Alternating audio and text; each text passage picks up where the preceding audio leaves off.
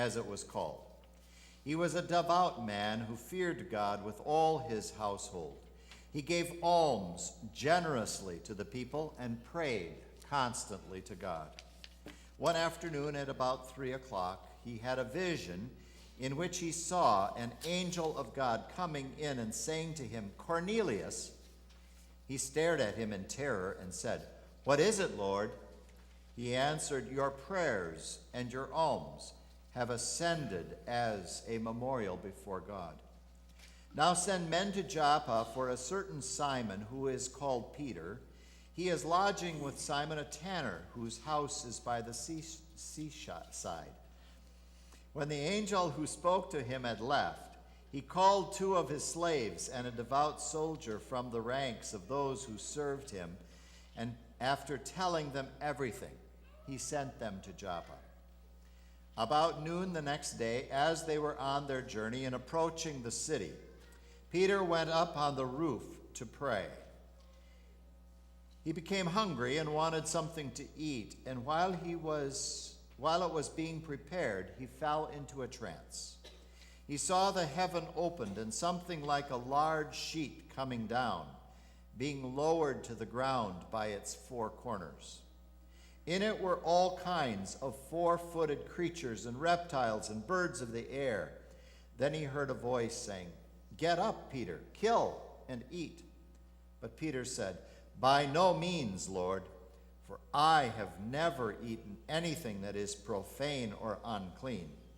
The voice said to him again a second time, "What God has made clean, you must not call profane."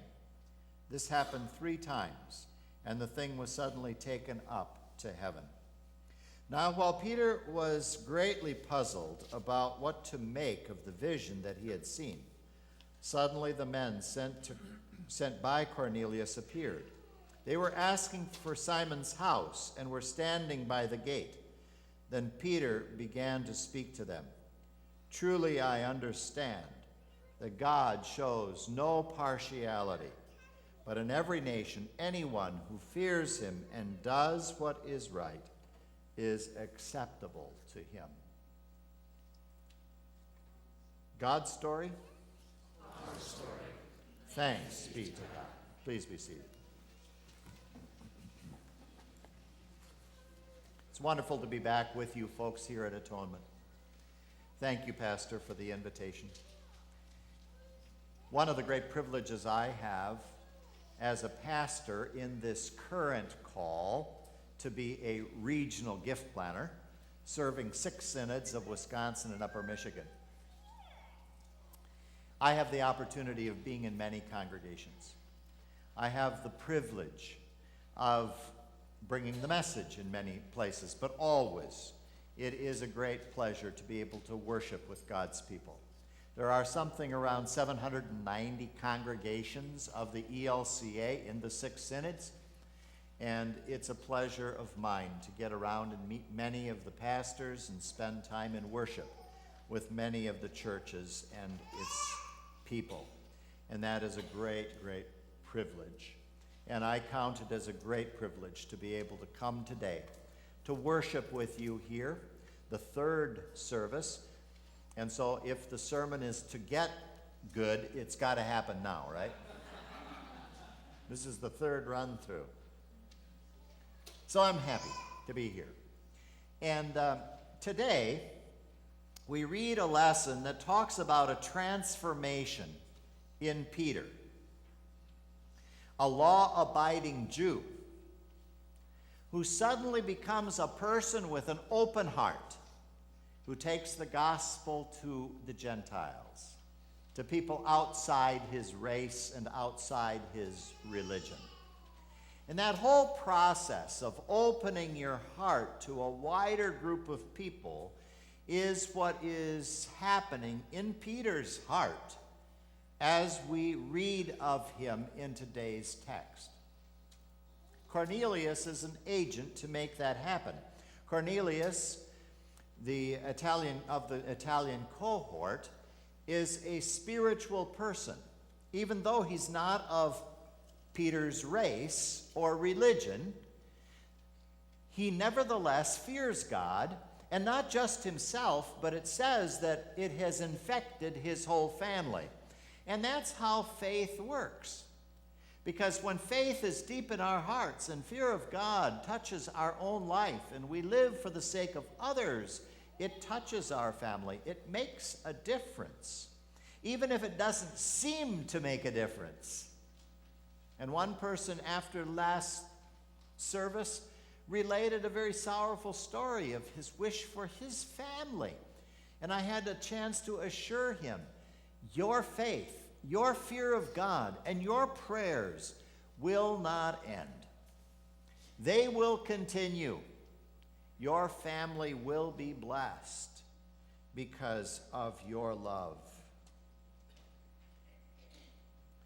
I want to begin today with a story. It's not a story of any success at all. In fact, it's a story that is a little embarrassing to tell, but like so many of my stories, this story is true, and it actually happened.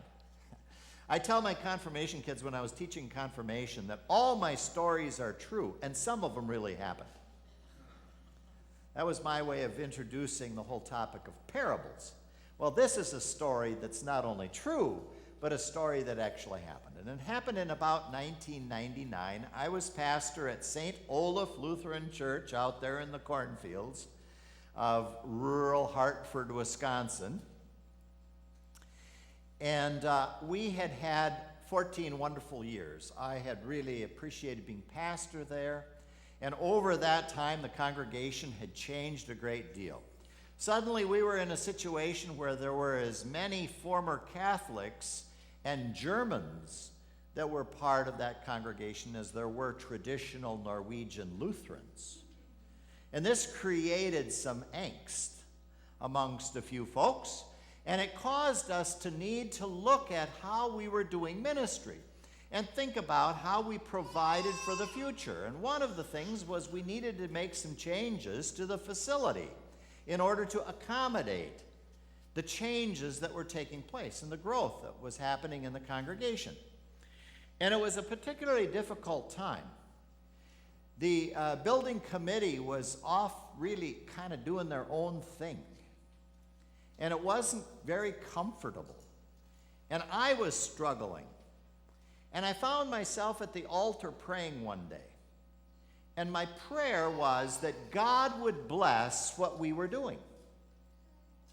That God would add his blessings to our decisions and to our actions. And then it occurred to me, maybe I shouldn't be praying that God blesses what we decide. Maybe I was praying wrong. Maybe by praying that God would bless what we intended to do, I was only handing God a to-do list in a very pious way. Maybe I needed to change that around. And then maybe I needed to pray that I, as the pastor, and we as a congregation, would begin doing what God could bless. So we put all those plans aside, and we hired a professional consultant to come in and to guide us through a process of listening. Listening to one another, yes, more importantly, listening to God.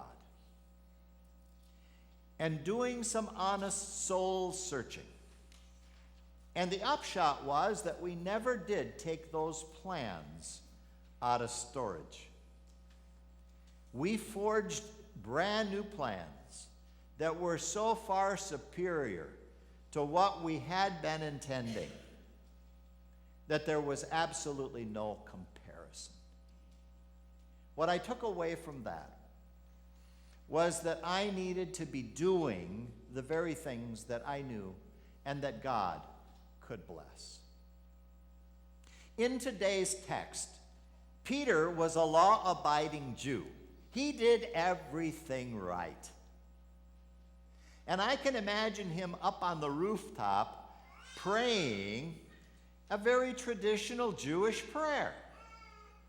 And probably being very reverent, but probably at the same time offering God his to-do list. And then it happens. That sheet is let down on the four corners from heaven in a vision. One person called it a meat blanket. I kind of like that. And Peter is given the instruction, Peter, take and kill animals from this collection and eat. And Peter's response was, no way. Many of these animals are unclean, if not all. Nothing unclean has ever entered my life. He was a good, law-abiding Jew.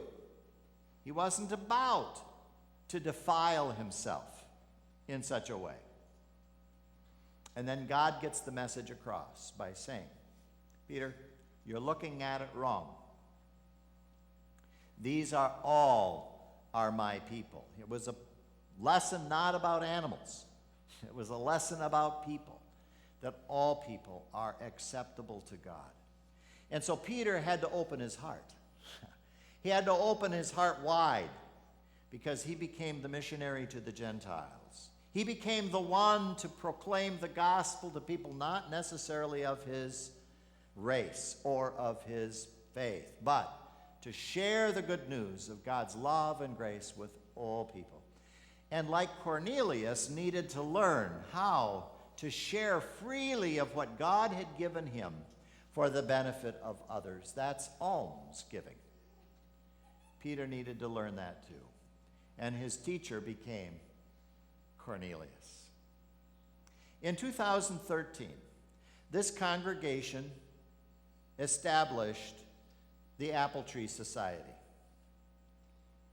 It is a visual reminder in the narthex of a collection of people who care enough about others that they're willing to put some provision in place so that either they make a current gift or a future gift for the benefit of the ministry of God's work. For this church, for the outreach ministry of this church, and for all of the ministries that we share in as part of a church. And I am excited because we are a church together doing wonderful things throughout the world. I learned that very, very clearly in 2009 when I was invited to travel with a World Hunger group that went to Peru. And up in the Andes Mountains in a little community of Huancavelica, I learned something significant. I learned there are people alive today because of what we do together through our World Hunger Program. People that were unable to sustain themselves up in those remote villages, raising crops at an elevation of over 12,000 feet above sea level, where their growing season was so short, often they had no crops because of frost, even though they were close to the equator. And we are there. We are providing help so they are able to have sustainable agriculture in their community and food to eat. Folks, there are people alive because of what we do together. That's exciting. And we are part of that. And we have the opportunity to open our hearts too, so that we are a part of that into the future. The Apple Tree Society is a way to recognize all of you who care enough about this church and the work we do together to put a provision in place or put a gift in place, whether it's a current gift or a gift that you intend to give at the time that you mature to glory. Whatever the case might be, to care and to open your heart to others is something God can and will bless. Doing what God blesses is doing what we can for the benefit of others. And when we open our heart, as Peter learned today, is where we find the place where God's blessing is residing. Cornelius was blessed because of his praying and his almsgiving, we read in verse 4 of today's text. Peter needed to learn that, and the transformation that takes place through the power and presence of the Holy Spirit is just that in Peter's life. That same Spirit is with us today. That same power still moves among God's church to rally people to do what God blesses and to open their hearts and their lives and to share openly, freely with others. So today, as gently but as clearly as I am able, I invite each and every one of you to pray and consider being a part of the Apple Tree Society. It's not complicated. It's not expensive. And it's not about whether you've got a great fortune or almost nothing. It's a way to be the church together and put a provision in place for the future. Thanks to all of you, 11 I understand, that have already put that provision in place. But all of us can do just that. And it becomes our joy. It becomes our way of opening our hearts. And it becomes a way for God to be able to bless the work we do now and into the future. I told Pastor Greg that I would tell you the same story you heard from me before, and that is the experience at our home. After I had started doing this work, I and my wife decided we better model what we're inviting others to do. And so we decided that we would make charities of our church, ministries of our church, and also beyond in the community, as part of our family.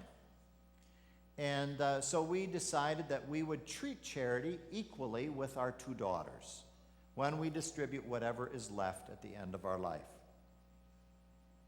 And we did put those provisions in place, and when our two daughters were home, I started the conversation by saying, girls, this house has been so big, and we've been quite lonely since you moved out and started families of your own. And we have made a life decision, and that life decision is that in our old age, we have decided to adopt another child. Yeah, that was a moment. That was great. Up to that point, they had been suspicious that Mom and Dad had lost it. We just confirmed it. And Mom jumped right in at that point and said, yes, girls, that's right. We're happy to tell you that you have a sister. Oh, joy. And your sister's name is Charity. And one day we hope that there will be something for all three of you to share equally. Why do we do that? 3 reasons. We wanted our girls to know our values. Because, folks, it's more important to pass on our values than it is to pass on our valuables to our family. We wanted them to know. Secondly, we knew that if they were surprised someday, it might not be a happy surprise. So we wanted to take the surprise away and let them know what to expect. Disruption happens in families when there's unpleasant surprises after Mom and Dad are gone. So please talk about your plans. Even if charity isn't a part of your plan, talk about your plan with your family, please. But we wanted them to know so there would be no surprise.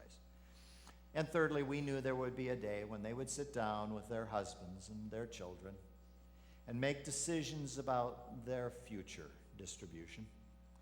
And we wanted them at that point to be reminded of Mom and Dad and to think about the values that they had been raised with, at least we hope.